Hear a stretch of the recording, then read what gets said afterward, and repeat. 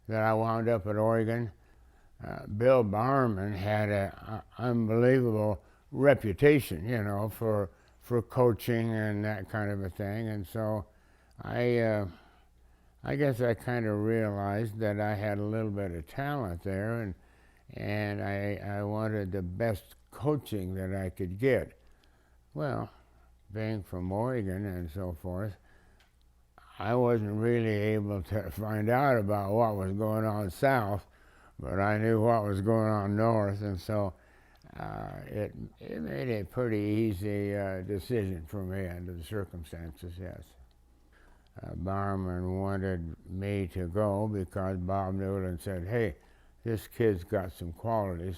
He needs to mature a little bit and so forth. And so I think it was that combination, if you will, that kind of got me at Oregon. And then on top of that, Oregon was playing decent football. And of course, I wanted to play football too. So it just seemed like it was the natural place for me to go. I went 2 years at Linfield. I ran the half mile, the mile, and the 2 mile in all the track meets, and generally won. I don't know, the competition wasn't that tough, and my last year at Linfield I got asked to leave because of gambling. So I took some money off of a high school kid that was a big donor. His dad was a big donor. So when I had no intention at Oregon to run for track, and I was in the fraternity house with Jimmy, and we got to talking about track, and I said, you know, I've always wanted to try and break 2 minutes for a half mile. So Jim says, well, why don't you work out with me, and we'll have that every Sunday. We'll have a time trial. When I came down, I had a scholarship, and I had a foreign student scholarship, and all of my room and board, all of my meals, and my tuition, and my books, everything was paid for.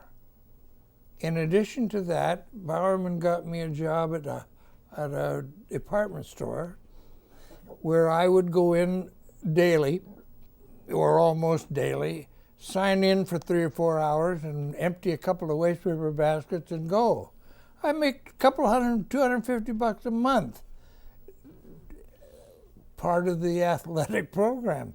The problem with track and field at that time, Dick might know this too, there were 8 scholarships, but there's 15 or 16 events.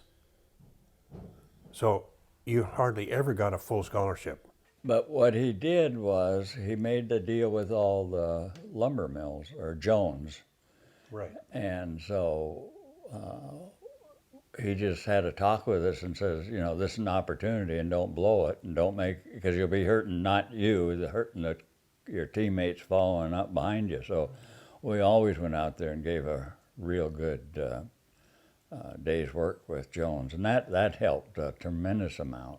He had amazing resources in the Willamette Valley, one of which was the plywood industry. And myself personally, I worked in the plywood plant all 4 of my 4 competitive years at Oregon. We had a deal with a certain plywood plant that we could go in with a time card and a time slot, and they worked 3 shifts, 24/7. You could go out there and check in anytime you wanted, and they would put you to work, and you got a paycheck at the end of whatever the pay period was. So having a part-time job was a great deal part of Bowerman's success, you know, with the people that we had. I got a grant and aid, and he got me a job at the plywood mill out there, and I worked in the bar, and I think I had the GI Bill also, which was very little, $150 a month. But I had 3 kids, so I didn't really get around and with all the camaraderie that was going on with the team. I was home and with the kids and trying to make a little extra money. But when my dad died in '59, Bill was right there for me too. You know, he was just kind of like a second father, you know. He was a rascal, but he was a he was a heck of a man. The coach my senior year was a close friend of Bowerman's and took a lot of his training techniques from Bill. Oregon had a quarter system, and I had 3 quarters a year. In those days, it was $55 for each quarter. I don't know what it is now, but it's significantly different. The program was called a grant and aid program, and we had so many hours a month to work at this particular job. Some of it was in the medical area, helping Bob Officer, who was the main trainer at the U of O at the time, or we'd be doing janitor work, cleaning up classrooms, whatever was needed in different areas around the university so the athletes could sweep. I came down to compete in the July 4th meet at Eugene and came to the attention of Bowerman. And Oregon State was after me. They wanted me to sign a contract or a scholarship pledge. They were basically, USC and Oregon State were offering me full scholarships for the full 4 years. They had football crossed out at the top of the contract and track typed in. So when I was introduced to Bowerman, I was interested in chemistry. That was my real love in terms of science. And I asked Bowerman if I could tour the chemistry department here. And he arranged for it, and I went over and looked, and he was the only track coach that I talked with that had an interest in my education. Everyone else was, you know, track, track, track. So I thought, you know, a good buddy of mine's coming here. My track coach graduated from Oregon. You know, I think maybe I'm going to come to Oregon if Bowerman will have me. Each quarter I would just go to where you'd pay your fees, and all of my tuition and fees were paid, and a little more money for books and that sort of thing. Plus Bowerman kept me employed in jobs after school. The first one was out in a veneer plant, and I split a shift with a wrestler from the University of Oregon. He had been on the Olympic team. But then after a little while, Bowerman arranged for me to work in a bank in Eugene, and I continued there right on through the rest of the 4 years. And so between the help I got from the athletic department plus working part-time, I made it through. Obviously, I'm a high school kid completely in awe of the University of Oregon. I came from a little town of 6,000 people, and here I've come to the largest thing I've ever encountered. And of course, Bowerman was the god that ran everything. And he came to me, and I don't know if it was because of my performance or because of other things. He said, you know, the football team needs more money, and I'm going to have to give your scholarship to the football team. And I said, okay, well, I guess I got to go home. No money. And he said, well, no, we'll get you a job. We'll get you a job in a lumber mill. And I said, well, I don't have any way to get there. I have no car. And well, he said, I can get you a job in a gas station. I said, well, okay, but again, no way to get there and no knowledge of anything like that. Well, how the hell would you like to wash garbage cans? I said, okay, fine. So he put me to work at Carson Hall. And that was really good. You know, it was walking distance to everything, plus... all the girls were there. Oh, the girls were there, plus all the food was magnificent there. And that's where every girl that came to the University of Oregon ate at Carson Hall. So my fraternity brothers thought I was the biggest fixer-upper in the world. I needed a girlfriend, I'd fix them up. One guy that I went to high school with said I needed a date, I fixed him up, it didn't work out. He said I need another one, I fixed him up. They're still married.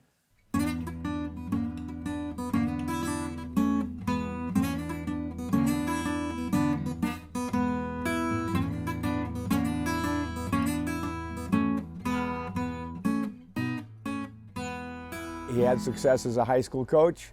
He brought that philosophy to Oregon. He, I think, learned when he went to Australia and studied basically under Lydiard on what they were doing there, and the influences of different eagle-eye coming from Hungary in those years influenced distance training a lot.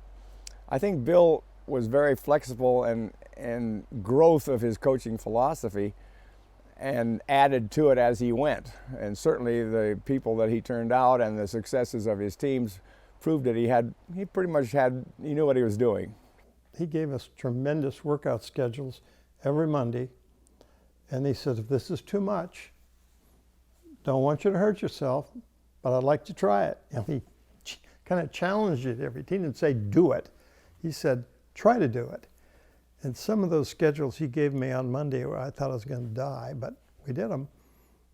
I came one morning and there was 5 miles of wind sprints. You sprint 50, walk 50, sprint 100, walk 50, or jog. He never wanted you to stop running. And then 330, and then you jog 330, and you do 440, and then you start over again. 5 miles of those. I mean, that was really tough to do. And he gave everybody a schedule of what he wanted them to do. And he kept track of you. And he did your pulse. And if some guys on the team wanted to get ahead of everybody, they'd go on Saturday or Sunday, and he'd find out about it. He'd read them the riot act. I want you to do what I tell you to do because I want to know how you progress.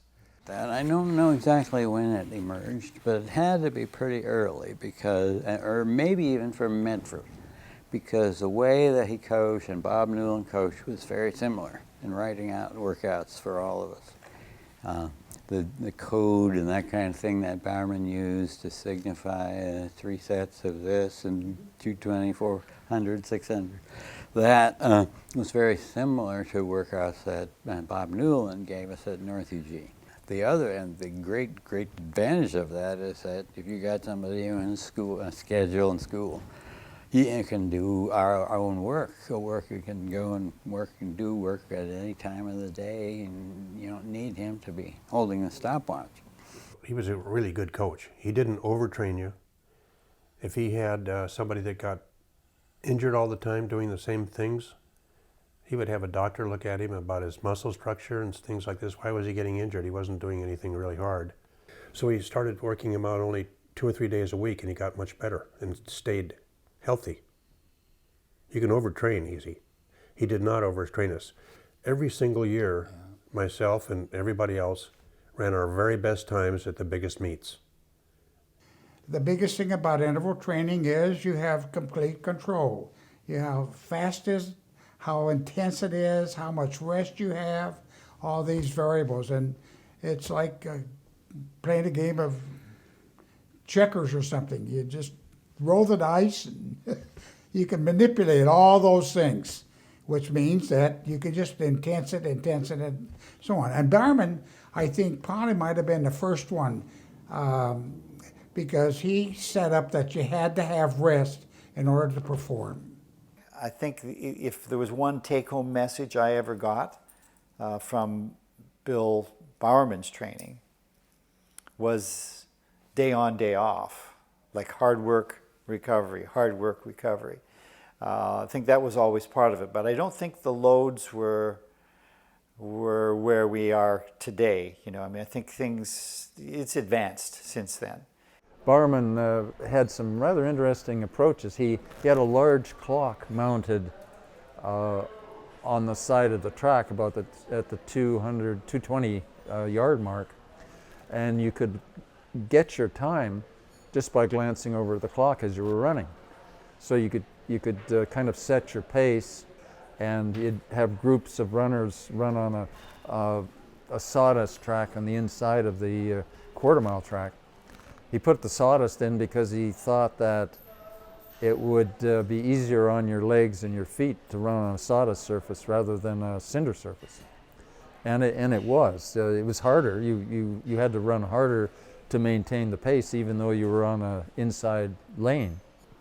On the off days, he'd expect you to go up to Hendricks Park and run hills or run the butte, Skinner's Butte, which is a 14-mile run. a lot of it uphill. So you built your strength, and it was fun because you'd go out with a group of runners and enjoy the scenery and the rain and everything else. I'll tell you, Bowerman is a type of individual. His learning process as a coach went for eternity, because he would share all the information he had with any coach in the country, and he incorporated all those ideas, and he was always open to more and more learning. Bowerman changed track basically because instead of the hurdles with the wood slat, all of a sudden the hurdle was just a piece of conduit bent with an elastic strap across the top. So when you practiced, that was a practice hurdle. Yeah, when you practiced, you didn't smack your knee and take a bite out of the turf. And otherwise, that's what happened. Of course, the hurdle didn't change for the meets, but the point was it saved the athlete. And he had indoor discus area, remember? And a big net to catch the discus. Yeah. So all kinds of innovations. He basically had his system. He had workout sheets, and they worked really well for the distance runners and the sprinters and so on. It was kind of built on putting in a certain amount of volume of work. You run so many laps, you do so much interval training, you do this. Didn't work very well for the skill events, because, if you throw the discus 35 times, doesn't mean you're doing it right, you know. And so his workout sheets, which you're always famous for, I wish I'd have kept a few of them. But for the discus, they seem to repeat quite a bit. Well, they did for everything. Yeah, and that, it was throw, standing, 8 times, throw this. And so it didn't really address the skill of the sport. Field event people didn't get a ton of attention. The pole vaulters worked out and kind of did their thing, and the seniors would coach the freshmen. Same thing in the throwing events. He'd occasionally come to our practice area and advise and coach, but essentially he was the coach. Very few other people around advising or coaching, but was very effective at it. He would sit us down in the president's box in Hayward Field and address us as men of Oregon, and outline what we had to do in the next dual meet coming up, or the next competition going into the Northern Division, or whatever it would be. And I've always just totally admired his effectiveness and leadership. Remember, this is a very honored military major who fought his way all the way through Italy in some pretty big battles, and was in the 10th Mountain Division, and so he had leadership ability, there was no doubt about it, and he used that effectively well, even though he didn't have a ton of assistant coaches. I believe his message came across to the people who were competing. We trained hard, and were effective because of his coaching.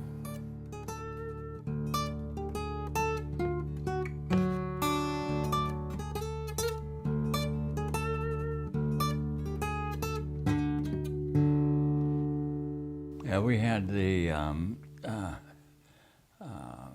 yellow shorts with green long underwear bottoms. That's right. And you look like a little fairy running around the town of Eugene. And jogging wasn't in. Nobody jogged. Well, they didn't know what it was. They just look at you like you're nuts. Bowerman figured out, I think, with the sprinters, that a lot of teams at one of the big meets, they were getting pulled muscles on cold days, really cold days. And the sweatsuits were so baggy and heavy, especially if they were wet. But I think he went down and bought long underwear, and that looked kind of awful, so he dyed all of them green. So that was before tights. Well, you learn to adapt, and Oregon, a lot of people would say who were from southern Florida or Texas or California would say, oh my gosh, it rains all the time, it's cold. I went to high school in Springfield. I found that you can do anything in the rain that you can do otherwise. You just dress for it. And the people who first wore Oregon's long he got a bunch of long johns and dyed them green, and everybody thought, my gosh, what a bunch of weirdos out here wearing tights. You know, are you some ballet star or something? But my gosh, you stay warm, you compete better, you know. So it's pretty smart.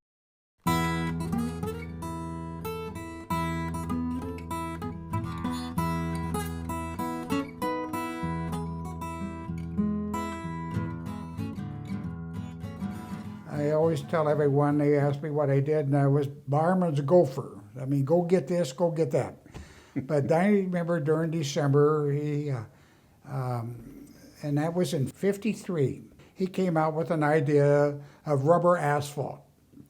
And so he had a propane burner and a big pot, and he put in ground up rubber that he got from this place, and he mixed it with roofing tar. We were out there in the wintertime. It was cold, and we had heat under this stuff, and it was melting, and we were trying to stir it with a small shovel. And we'd pour it out and kind of spread it out, and that was the takeoff on the old intramural field at the pole vault pit. Because every time they couldn't practice during the wintertime like that because it would keep eroding. And so that was the whole intent. That's how it started. There was a little patch of rubber asphalt so they could run down and plant the pole and not have to end up down on the hole jumping up in the air. Well, Bill worked night and day to improve facilities, and it kind of brushed off on all of us. I went around and collected from tire shops the grindings at night as one of my job for 1 year, and would bring these garbage cans full of shredding back to his cement mixer, which had blow torches on it to keep it hot, and we poured it out on boards trying to figure out the best mix that lasted, and when he tried to, and Bill Bowerman tried to patent when he finally got the right mix, but it was too close to others, so they didn't give it to him. But the rubble thing, Gene Estes, he's got burns all over him now from putting that stuff on those boards. Bill was a pioneer in just about everything he did, and certainly in synthetic surfaces. He started fooling around with hot asphalt and the shavings from tire companies. When they put a retread on a tire, they shave the carcass of the tire down bald, and that leaves you a whole pile of rubber chips and shavings. And he kept pouring hot asphalt together with these chips, rubber chips, till he found a formula that worked in the combination of the two. And then he would put it in a cement mixer with a butane burner on the bottom of the mixer to kind of cook it, and then pour it out into a wheelbarrow and roll it out on runways, and made runways for it. He formed a company he called Play Safe Incorporated. And Martin Pettigo, who was a long jumper who has since passed away, and myself were Play Safe Incorporated. Every now and then Jim Puckett, a sprinter, would help us, but we went out in the summers and would fix tracks and put in new runways for them made out of this rubber asphalt. And we'd go down to the asphalt plant, pick up a 55-gallon drum of about 200-degree hot asphalt, and then go to the tire company, and they were willing to get rid of their rubber shavings. And we had an old 1948 Chevy truck that Bill had gotten. We put all the stuff in the back of the truck, and we towed the cement mixer with a butane burner, and we'd set up at the Cottage Grove High School, for instance, and get our pot boiling and pour it out in the wheelbarrow, screed it out and flatten it, and then use a lawn roller to roll over the top of it. Pretty crude operation, but also a very effective surface, because now you could run in any weather. You know, the rubber asphalt turned out to be the precursor of what we now see today in the all-weather tracks. Yeah, he was a very, very inventive guy. He made the first rock-over practice hurdles. He used, to my knowledge, we used to go down to some of the upholstery shops and gather old throwaway foam that they used in making furniture and put it in net bags, and those took the place of sawdust pits for the high jump and the pole vault.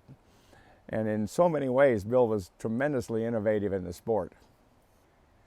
One incident is kind of humorous now. It wasn't at the time. It was Sunday. I'm at Hayward Field mixing up a batch of hot asphalt, and it had rained the night before. Curious again that it would possibly rain in Eugene, but some of the rain had leaked into the barrel, and when I filled up the barrel with hot asphalt at the asphalt plant and put the bung on the top of it, I didn't realize that this was boiling inside there. I got back to Hayward Field and went to open up the top of the 55-gallon drum, and the whole thing just blew up right in my face. And the only other person at Hayward that day was Jim Grella, and Jim had an MG sports car, and this thing just blew up right in my face, 200 degrees, and I was wearing contacts at the time, and I looked like Tar Baby. I got up, came out of the tar pit, and I says, "Bear Fox, you over there?"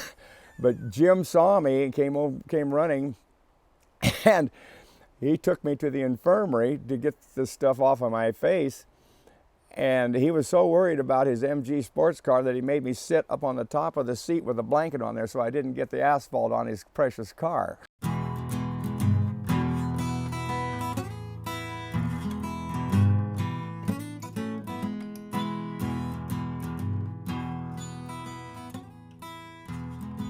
shoes that most companies were making were 6 ounces, 8 ounces, just half a pound shoes, and were horrible. And the Adidas were fine. In the 50s, Adidas were fine, and Spikes, but they cost a mint.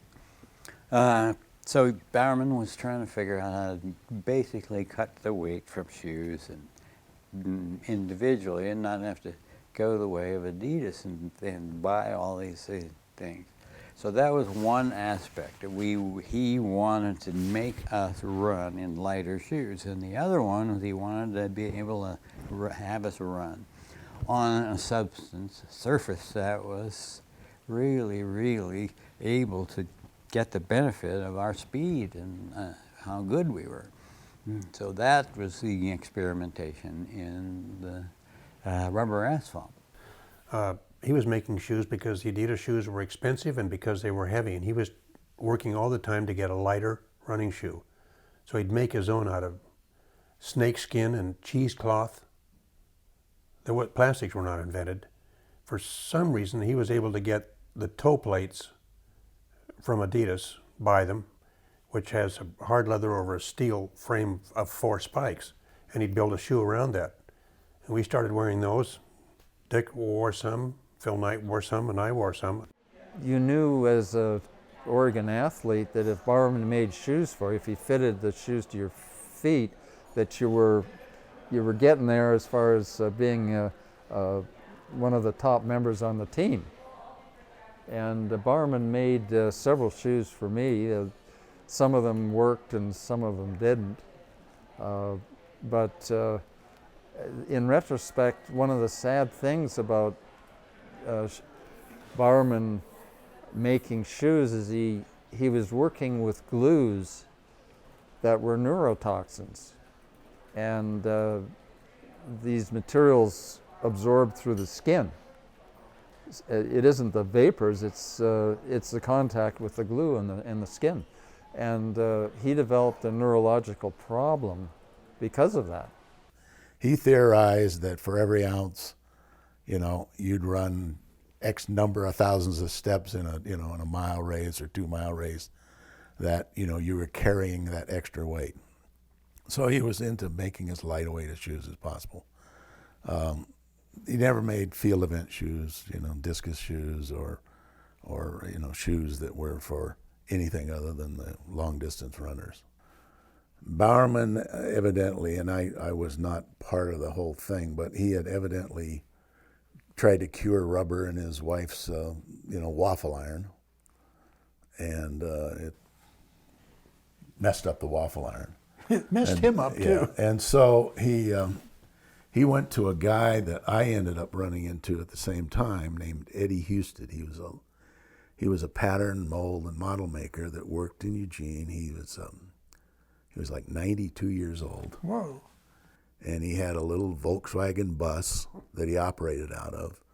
And he had cast this big emblem for the front of the bus that was his initials or something like that.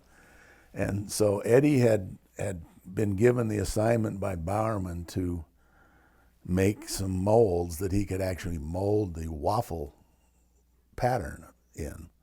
And I was there when Eddie was making the waffle pattern. He had a little tool for making the draft on the sides of the square, and the place for the little nipple, and so that was sort of my exposure to the footwear business. From in the national NC2A finals, Bowerman had me on these shoes, and I'm wearing them, and I go up to him and I say, "Bill, I'm going to flip these shoes. They're not going to stay on my feet."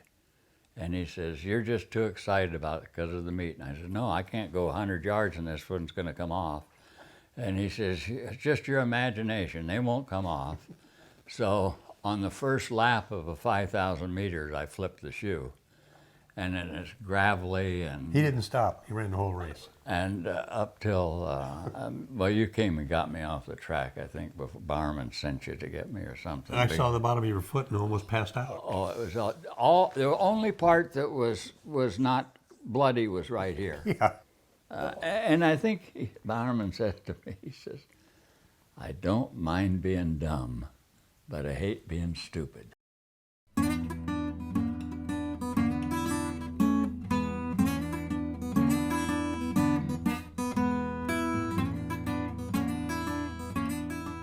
Bill Bowerman was, he was just a first-class gentleman, knowledgeable, understanding that when you get a bunch of kids together, you got a bunch of kids together, so to speak, And I can remember him setting the team down and in a fatherly kind of a way, set down the rules and regulations. And he didn't say that he'd take a shotgun out and shoot you if you broke the regulations, but you kind of got that feeling, And of course, we all wanted to compete, and so we towed the line, I think, pretty well, and it was a lot of because of who he was and the rules that he set down, and we knew the consequences.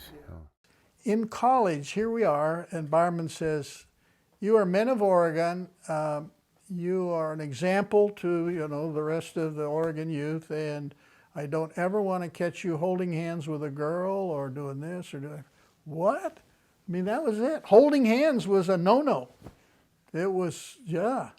And I remember one time I was high jumping, and you had what we call like an interval of the high jump. You'd set the bar up maybe a couple of inches under your max, and then you just repeat going over it to work out your form.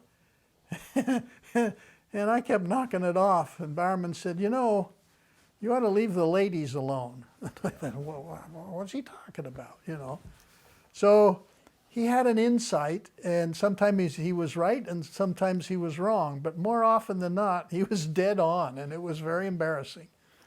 The girls had a pretty big influence on what you did and what you didn't do, and it seems to me they were not really concerned about the rules and regulations the coach set up.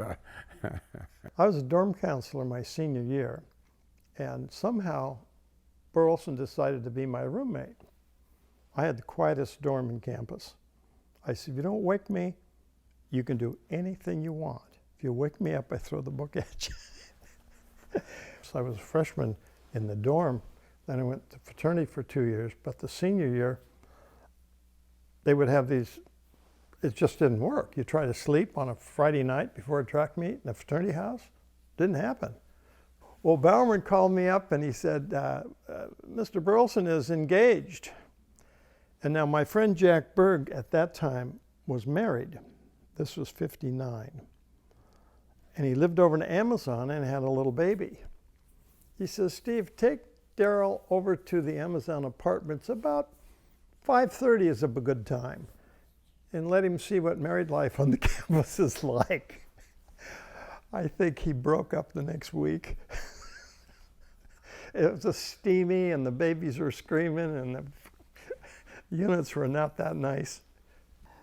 After my sophomore year, the wife and I were married, and that gave me more time at home and not chasing around socializing.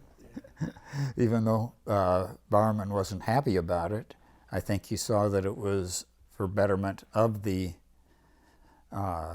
performances that I did. Well, Jim Bailey, when he came, he was already a pretty good runner.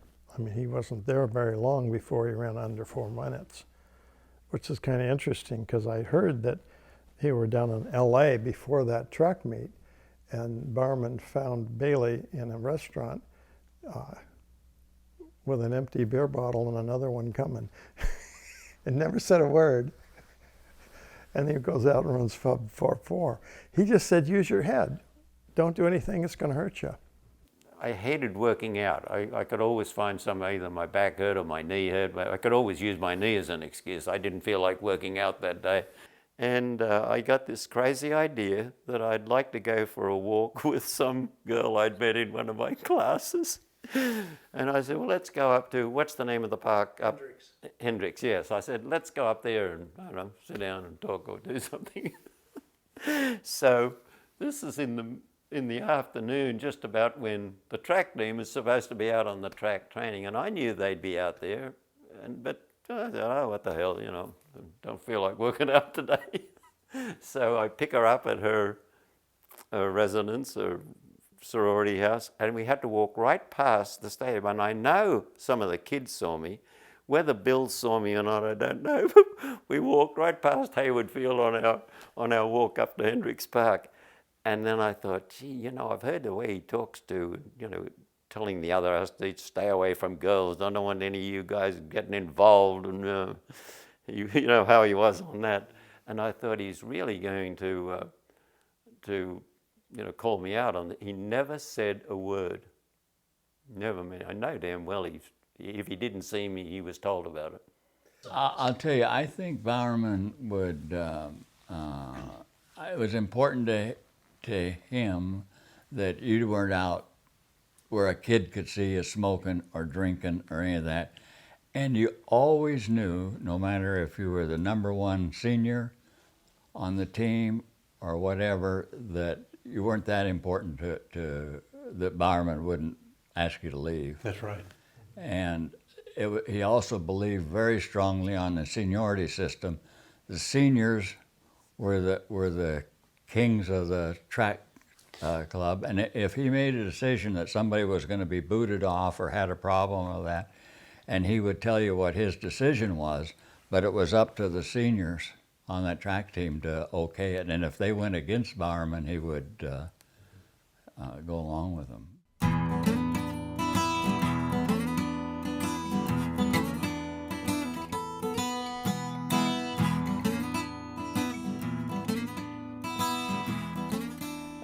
But one of the great things about that era was the dual meets, which went away, and that was a real loss because the dual meets kept the camaraderie together. You know, we had rivalries with Oregon State, Washington, and it enabled the non-star performers to contribute. And you know, and be part of the team and feel that they were worthwhile. Now it's almost a professional activity, of course, but that was I think that was one of the very important aspects of track and field back in those days in the colleges. I was never an NC2A champion or even an NC2A qualifier, but I could score points in the dual meets, and I think that really, you know, endeared me to the sport to feel that I could contribute, even though not at the national level. And the dual meet sport has somewhat waned in the last 10 to 15 years. Everybody goes to big invitationals, and I think they still have the USC, UCLA dual meet. They have a few standard ones, Cal Stanford. But to me, it removed an element of the real thrill of not so high level performers could still perform and score for their team. the registered guard used to print a dope sheet on all the dual meets coming up, especially the Oregon meet, and they would predict the winners for each event and the number of points to be scored and the final total, what the predicted outcome would be of the meet. And people would follow that, just as you would follow a horse racing chart, as to who the favorites were and who upset who and how certain points were turned back for the Ducks or for the Beavers, and it was a very thrilling component of the sport that we don't see that much of anymore. We had a pattern. I think we won most of our dual meets. I wouldn't say all of them, but I think most of them, because we were contained at that time to the Northern Division for the dual meets, and they were all dual meets. That's what track was in those days. And so we would go to Idaho, Washington State, Seattle, Corvallis, and that was sort of our home competition, and we would win all the time.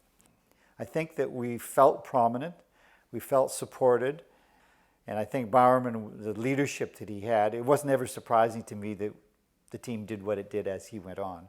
It just seemed like that was the destiny. Well, the thing is, I hated to lose the dual meets. I go on and on in the Bowerman book about the 1962 USC dual meet, because it's just all the wonderful things that came together in that meet itself. I just hated to lose that kind of thing. But you sort of have to grudgingly admit that if you want to go against the best in the national championships, in the NCAA meet, then you have to focus on the nationals. We focused pretty well on the nationals, certainly in the years that I was in school, by trying to win the dual meets and then going on and peaking for the nationals. It wasn't like it was either or. So I've always been grudging at and admitting that we should keep the dual meets as much as we can. Yeah, we had, you're right, it's dual meets, and we even had what we called telegraph meets, where you would compete against another team. You'd never see each other.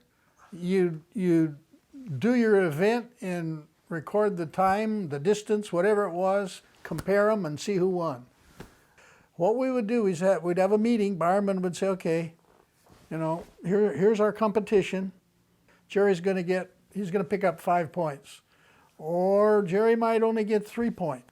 And we'd do an analysis, and Bowerman would say, we should win this meet by 10 points or 4 points or whatever. The reason I got into to the decathlon is because every track meet there'd be some weak point in the other team, so we'd have me fill in, or Dave Edstrom later on. The two of us could go almost any event and pick up points if the other team was weak in those places. So that's how we did it, how I got into the javelin and the broad jump, and it was kind of fun, except he used to, at the end of a track meet, look around for another mile relay team, and he'd pick a shot putter or anybody he could find. So at the end of the track meets, we were all disappearing behind the bleachers. He caught you got to run. So gets to the end of the meet, relay's coming up. I head for the shower, quick as I can. I'm in the shower. Somebody comes in and says, hey, Bowerman says you're in a relay. Tell him I'm in the shower. He said, he told me that's what you'd say, get out there and so I'd run the relay. He was trying to get me in better shape, I think, is what he was doing.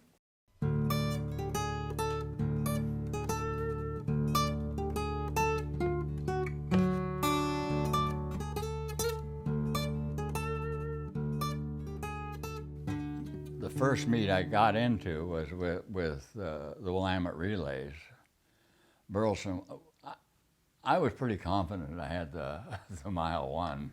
Yeah, he's awfully good. So, I mean, he's just a high school kid. You didn't know about that then? Well, I knew he was good, but I didn't think he was that good. I mean, this Dick Miller he's racing. And so we got with about half a lap to go. This is his high school senior year or freshman? Yeah, high school senior year. Okay. And I take the lead on the last lap, and with about a half a lap to go, I'm just coasting in, and Burleson went by me so fast I looked to see if my legs were moving. He must have been 15 yards ahead of me when I looked up. When we were freshmen in 1956, that's when, in May of '56, Bowerman sent Jim Bailey down to Los Angeles to run against John Landy, and Dellinger was in that race.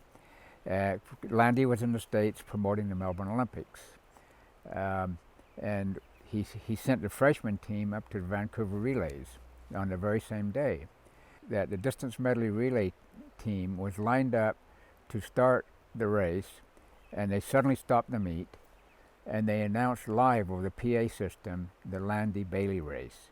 And of course Bailey went by Landy, whipped him on the butt and said, "Let's go, John," and went by and beat him in 3:58.6, running the first sub-4-minute mile on American soil.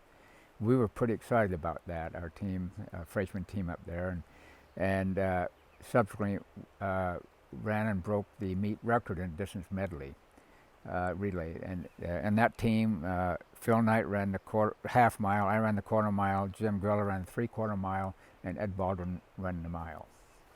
In my time, the only, which I think it was the University of Idaho or something that had these English runners. Exactly. And that was my tough race. And I remember I was going to race in the Northern Division, Ray Hatton. Ray Hatton. And Bowerman told me, he says, "Now this is a 4-minute miler." He says, "You're not going to outkick him, so get out there and take the lead." So I said, okay. So I'm going along, and it's rainy. And they were older blustery. than us, too. Oh, yeah. The English guys were. And Bowerman is just screaming. I said, "I'm not going to break all the wind for Hatton. I can outkick him." And so we're going, Hatton and I, together. Then on the last lap of the 2 mile, I ran 53.9. That's the good news. The bad news is Hatton ran 53.8. That close, wasn't it? Oh yeah, beat me about like that. And so Bowerman started calling me coach, you know. And the next week, I was to race Hatton again, and I think I beat him by about 200 yards. When I ran in the Pacific Coast Conference Championships as a sophomore in the 2 mile, and then Bowerman needed a 4th guy for that 4-mile relay team at Drake Relays, and I ran the first leg, the first mile, handed it to Phil Knight, and then from him to George Larson, and then Jim Grella to finish it up. And at that Drake Relays, Jim Grella ran 2 really good miles. The first day, on Friday, I believe it was, he ran in the collegiate division mile, and he ran that. He won that with a time of about 4:09. Then the next day he anchored our 4-mile relay and ran about a 4:14, and we broke that record. So he ran 2 good miles in a row, or 2 days in a row. So the national championships that year, I ended up finishing second to Ron Delaney. He said he's a smart runner. He doesn't go too fast. He says every time he moves, you move. And just don't go ahead of him and don't pass him, but just stay close. That's when Bowerman at the City Club, the deal says, yeah. Right here, he says, "You're looking at the stupidest coach in the United States, Bill Bowerman, and let me tell you why."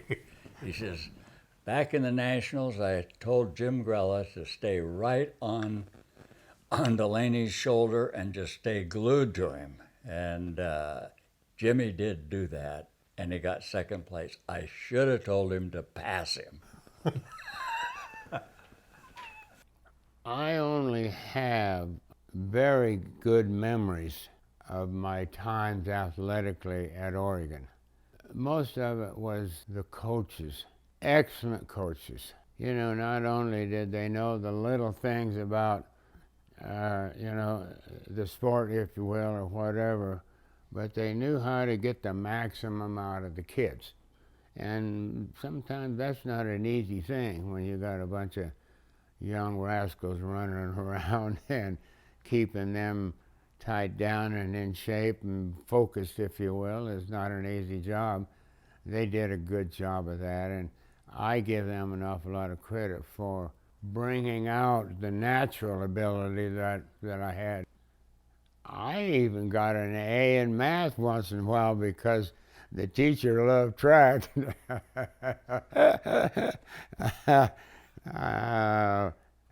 Hey, that's the truth. It was quite rewarding.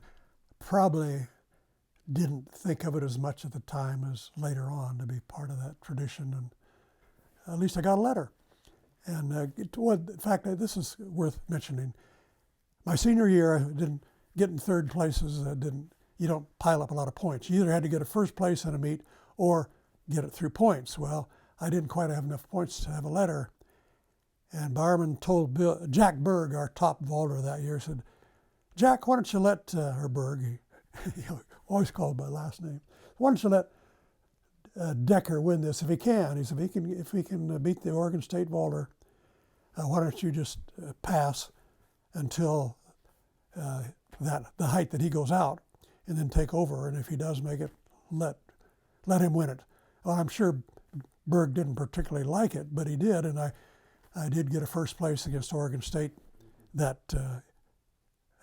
meet towards the end of the year, and so that gave me a letter. And anyway, thanks to Bowerman, that was a very special favor that he thought that was more important than getting more points on the team. We take buses, of course. I think I can remember in my time at Oregon, we only flew one time to a meet, but most of the time we take a bus. Like for instance, Washington State was a big rival, and John Chaplin was the coach there, and I think Bill, other than Sam Bell, would rather beat John Chaplin in a dual meet than he would win the national title, you know. But and we would go there on a bus, and a lot of camaraderie on the bus. And one particular incident on that regard, we went to Pullman, Washington. It was late when we got in there on a Friday night. The meet was on Saturday.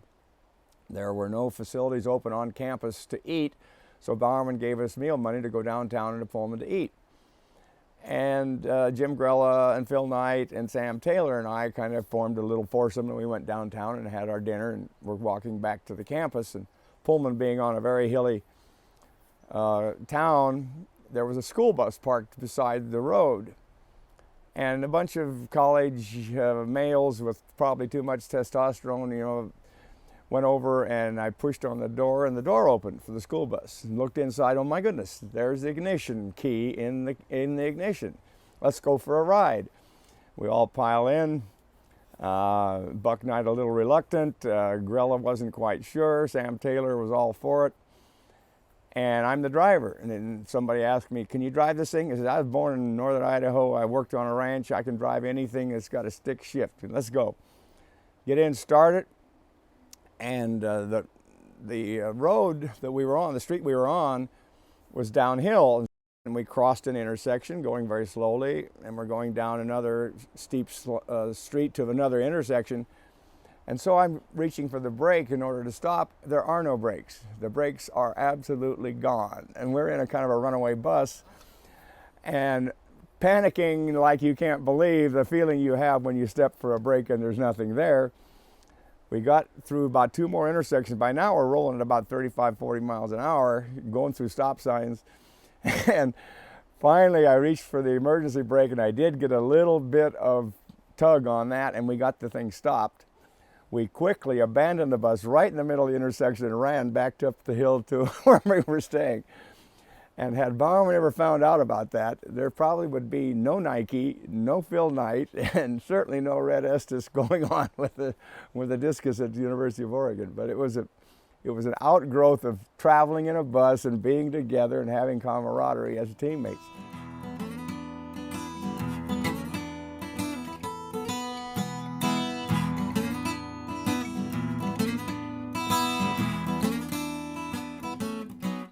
I'd like to point out that Bill Bowerman made track a spectator sport.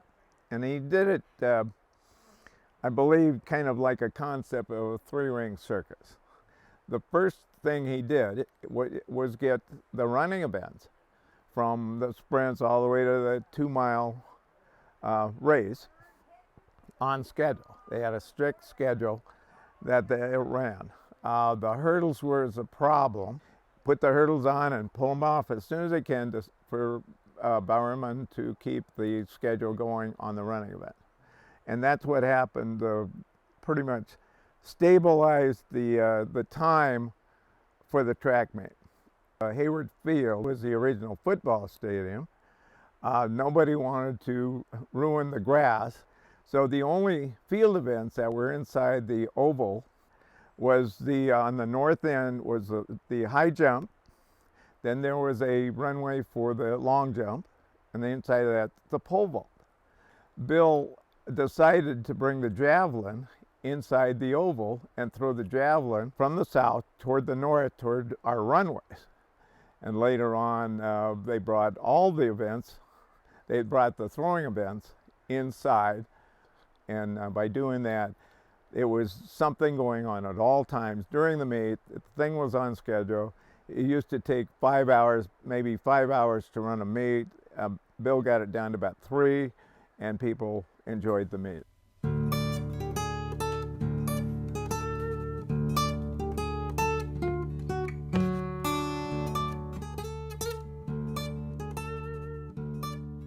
Being a track man basically changed my life in very profound ways. One is that, it started my thinking down paths that I never would have taken about footwear and performance and how things work and that sort of thing, and starting my own shoe company and licensing products.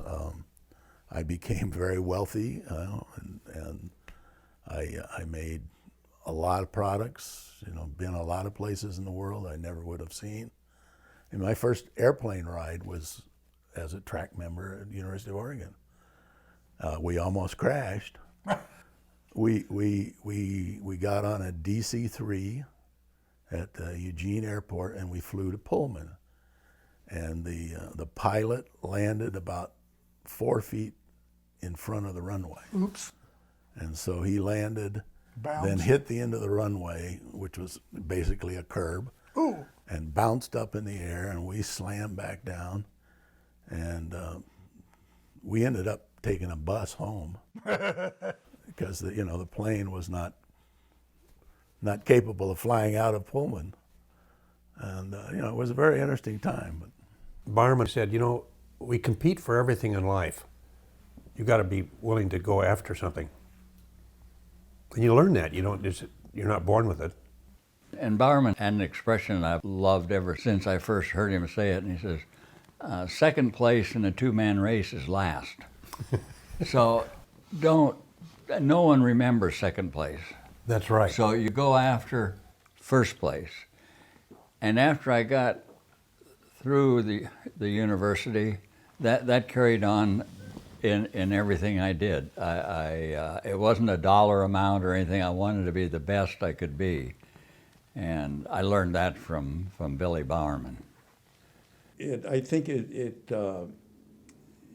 contributes to your whole attitude about life, about doing the best you can, and for yourself and for your fellow man when you're doing, and how to be.